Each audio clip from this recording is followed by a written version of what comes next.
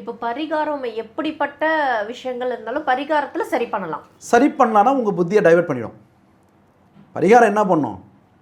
இப்போ வந்து இந்த நேரத்தில் ஒரு பெண் சேர்க்கை வருது, இல்லை ஒரு பெண்ணுக்கு ஒரு ஆண் சேர்க்கை வருது. ஏற்கனவே மகரிஷி நாடியில் சொல்லியிருக்காங்க இந்த பிரச்சனை என் வாழ்க்கையில் வரும்னு.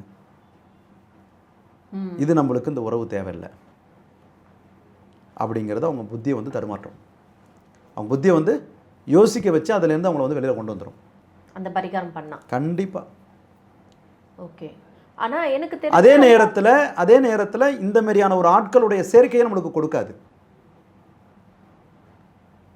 இந்த தெய்வ வழிபாடு என்னன்னா இவங்களுக்கு அந்த மென்டாலிட்டியே போகாது, இந்த மாதிரி ஒரு ஆட்களுடைய தொடர்பையை அமைச்சு தராது. சரிங்க சார், நீங்கள் பரிகாரத்தில் மாற்ற முடியும் அப்படின்ற மாதிரி சொல்கிறீங்க. நான் என்ன கேட்க வரேன்னா, உங்கள் நாடி ஜோசியம் பார்த்தா உங்கள் முதந்தாரம் வந்து உங்களுக்கு சரியாக வராது. இப்போது என்னுடைய நாடி ஜோசியத்தில் எனக்கு அடுத்தது எனக்கு அடுத்தது குழந்தை இருந்துச்சுன்னா, தம்பியோ தங்கச்சியோ இருந்துச்சுன்னா அவங்க உசுறு வந்து இருக்காது, அது போயிடுங்க, அது நிலைக்காது, அது அபார்ஷனில் முடியும். அப்படி இல்லைன்னா பொருந்து வளர்ந்ததுக்கு அப்புறமா அவங்க இறந்து போயிடும், எனக்கு முன்னாடி இறந்து போயிடும் அப்படின்றது ஏன் நாடி ஜோசியத்தில் இருக்குன்னு அன்னைக்கு நீங்கள் சொன்னீங்க. அது நிஜம். என் தம்பி இறந்துட்டாரு.